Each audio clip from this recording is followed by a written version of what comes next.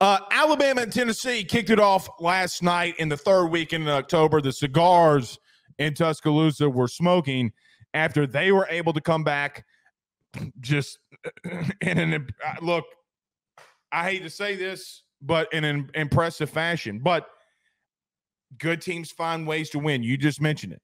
At some point, people are going to have to acknowledge Bama because they are 7-1, Joe. They are a 7-1 football team. They don't look great offensively, but again, they look really bad offensively. I wouldn't say over the last 3 weeks they're bad. I would say that they're average. Okay, here's why I say that they're really bad. They do some really nice things. They get some really big rushing plays. They can connect over the top on those deep passes really well. They've really figured out their identity. But, dude, when they mess up bad. Like that pick that Jalen Milroe threw in the end zone on a covered receiver that was tipped and caught by a defensive back. How many times is that going to happen? How many times he makes bad decisions like that all the time? Is it he throws the cover guys way too much. Yeah, but that's not a bad decision. He still got one-on-one with a receiver. I mean, the safety's not there to make the play. The reason the safety comes over is because the ball's bouncing in the air. That's not a bad read. It's cover one. It's not a good decision. But it's not a bad decision. My point is that when they make mistakes, it's a back-breaking sack that is a fumble or a huge interception off of a really questionable read. Maybe that wasn't the best example, but they just make such bad mistakes that can take them out of football games. And happened against Texas. We're just waiting for somebody else to do it. So look, Jalen Milroe had 3 rushing yards on the day, but your stats, his running the ball, is going to be, or his yards of running the football is going to be depleted because of those sacks. They had some really good quarterback runs for him in the second half. So let's talk about this. Tennessee came out blasting. Pow, pow, pow. Squirrel White with an amazing catch on that first possession. Joe Milton, for what it's worth in the first half, was throwing really good. I thought he looked good throwing the football in the first half. Squirrel White getting involved. He was getting involved in the running game. Remember, along the sideline, you tweeted this clip out. He's running the DB flat over to get the first down. Yeah. They go up 20-7. And you know what the funniest thing about all of this is? Joe, I go to Twitter during halftime. And every single tweet that I see, nobody's scared of Bama. Tennessee is clapping them cheeks. I was a part of that. Oh, boom, boom, boom, boom. And then the third quarter kicked off, and Alabama blanked them. And you know what, Joe? For an offense that isn't any good, they scored 27 unanswered points against what we talked about during the week. Tennessee was a top 10 defense coming into this. Yeah, and they looked like that in the first half. But that O-line grew up a little bit in the second half. They played really good. Jace McClellan started running the football at a great rate. You had Jermaine Burton getting involved in the passing game. But that defense is really, really freaking good. And I do think that Tennessee did some things that they were not doing in the first half. I felt like they clamped up a little bit offensively. But I will give Tennessee this. Joe, Alabama is one of the most penalized teams in the country. They had 1 penalty for 5 yards. There were so many missed things, so many missed calls that went in Alabama's favor. Like the fair catch. The fair catch thing, the ball is getting placed at the 4. Joe, how is terrible. So you're a special teams guy. So I want you to explain this to me. Yeah. You mean to tell me that if a guy all the way across the field, calls the fair catch or does whatever, and then the other guy fields it and takes off, I can get the logic because half the field might stop running, but you're told on special teams to run until the whistle blows anyway. Yeah, that's the issue inherently, is that if there's no whistle on the field and a guy returns it and they play the full rep, you're supposed to just let the thing play out. That is nitpicky bullshit. It's kind of like the Iowa situation with Cooper DeJean where everyone covered that kick. No one thought that there was a fair catch, but for whatever stupid reason, they went back and they reverted the decision on the play. But yes, there was a little bit of assistance, and I'm not the biggest fan of doing the whole officiating discussion and whatnot. But yeah, that was kind of the start of the end for Tennessee after that play. Bama defensively, man, you got to give it to them. Well, so one of the things that you brought up, and I had said this during the game, that if Joe Milton continued to have the passing success that he was having in the first half, Alabama was done. Alabama was cooked because Joe Milton hasn't passed well at all this whole season. He has been a mess, and he was out there looking like Hendon Hooker moving the ball, orchestrating that offense at a level that we have not seen Joe Milton play before. He was making that Alabama defense look silly the way that he was throwing the football. And I got to give Kevin Steele, that whole defensive staff, a ton of credit because that was a hell of a halftime adjustment. They basically, what they did is they prioritized coverage. They didn't allow for any yak stuff. They didn't allow for any guys to get open. And they just realized, we're just going to rush 4. There's an injury along the offensive line. We're going to rush 4. Eventually, someone's going to get home. Joe Milton does not have a good internal clock. And that's what led to some of those turnovers. You know what else they did? They always blitz from the wide side of the field. Yeah. So I wrote, so because LSU is playing Bama in 2 weeks, look, dude, you want to see the notes that I took? Like it was insane. Like look at this. Okay, like I wrote all of this down. But see, here's the thing from LSU's standpoint and Kevin Steele. He was our DC at one point in time. We know. We know.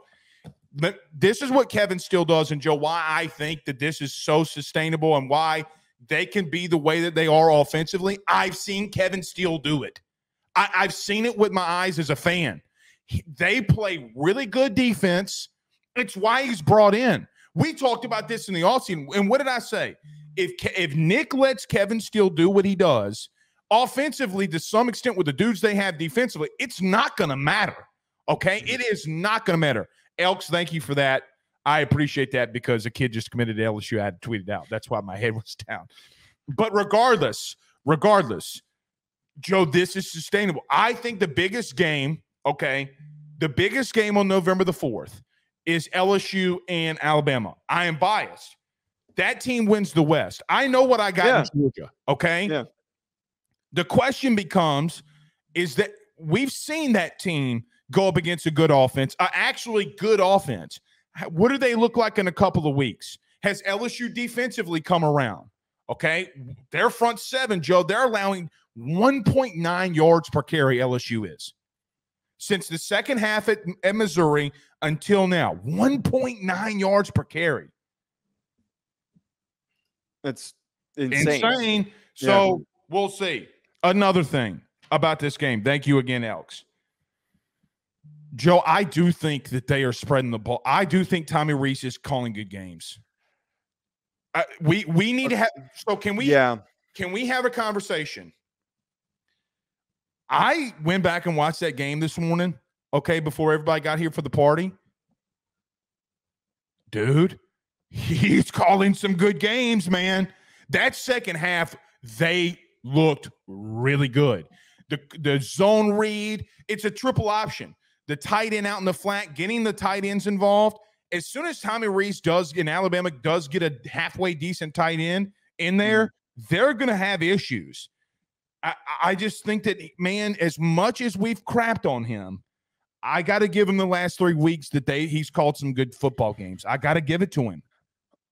One of the things that I really observed, what makes Alabama, if their offense is flowing as well as it can, what makes them so difficult to go up against is that they're one of the most deflating offenses to face. And what I mean by that is that they rip off a big run. And if you talk to anybody who played defense in college or in the NFL, they'll say it's really deflating when you give up a big run. And then once they're grinding you out and they're picking up those chunk rushing plays, they hit you over the top for a big passing play, which is and that's even what they're more doing deflating. With Bond and Burton. That was their first score. Remember the long pass to Bond? And I'm Joe, tell me if you feel this way when you watch Bama. When Joe Milton lets that thing go, you know what I say every time? Like, lets it go deep. I'm like, oh, shit.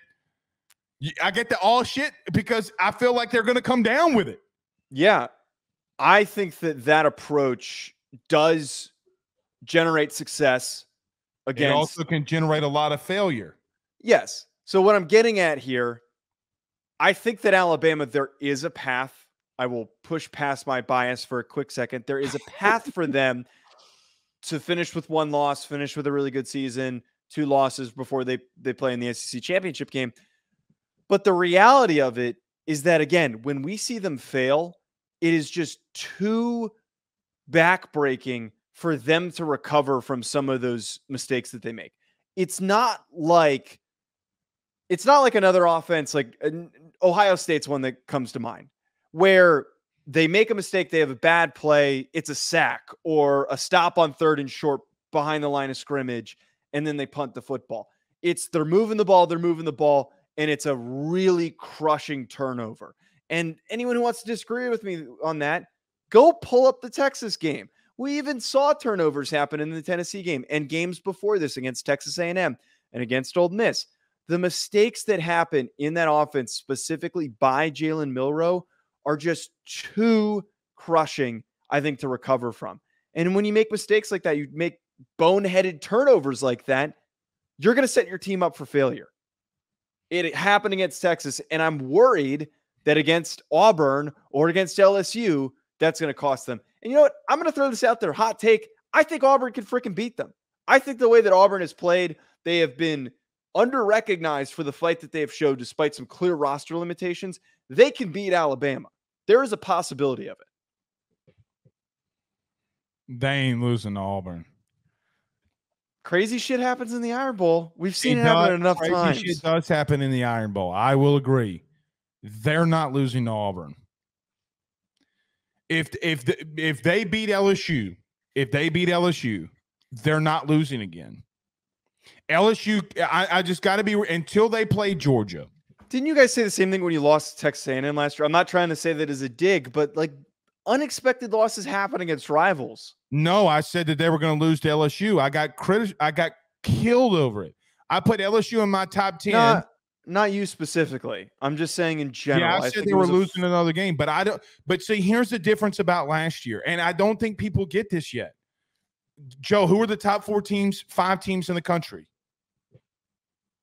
Right now, you're saying who are the top 5 teams? Not what they've done in the past. If you had to pick right now, Georgia, Michigan, Ohio State, Florida State.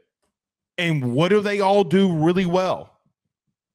Play defense and run the football. Yeah. And you know what, Joe, you got to make an argument that and please just hear me out. Okay, go ahead. I'm not putting Bama there, but I do think that there's something to be said. For that there has been a change in football in reference to the teams and how they're winning. Now, unless you have, in my opinion, transcendent dudes on the outside and a really good quarterback, okay, you can get away with it. LSU can get away with it, okay? Who's another good offensive team? Name them. Washington. Oregon, Oregon can get away with it. But you do have to admit, Joe, that they play a style of football when you can clamp. Joe, they clamped Tennessee down in the second half. They clamped down A&M in the second half. This team in the second half, after Nick makes adjustments, what's happened? Let me tell you what's happened. They're not giving up points. So Nick goes in there at halftime. They change something up. I mean, I still just don't think that they've truly been challenged. And this is where you and I disagree. I just don't think Tennessee, Ole Miss, or Texas A&M are very good teams. But you know what Texas A&M and Tennessee have that Washington hasn't played, that Michigan hasn't played? The only team that really has is Ohio State. Joe, those are 2 elite front sevens. Again, you're talking about Texas. Okay, Texas is another team that has a really good front. They are more battle-tested than Georgia, Michigan. I would even say to some extent Florida State at this point. But like, what does battle-tested do for me if they're Penn State happens. I understand that happens. I get that that's important. Joe, do you really know what you have in Michigan? Do you? You're right. They haven't been tested, but I think that there's enough of an eye test to see the way that they're just completely dicking down teams that they're a really good football team. I like that you called it dicking down, and they are, because it's what they're doing. They are flopping that. Paul, all right, let's move on. A little too graphic. We'll debate that tomorrow. 27 unanswered points. They're The good. second half, they're a completely different team. They're one of the best defenses in the country. That's my final point. Go ahead. Okay.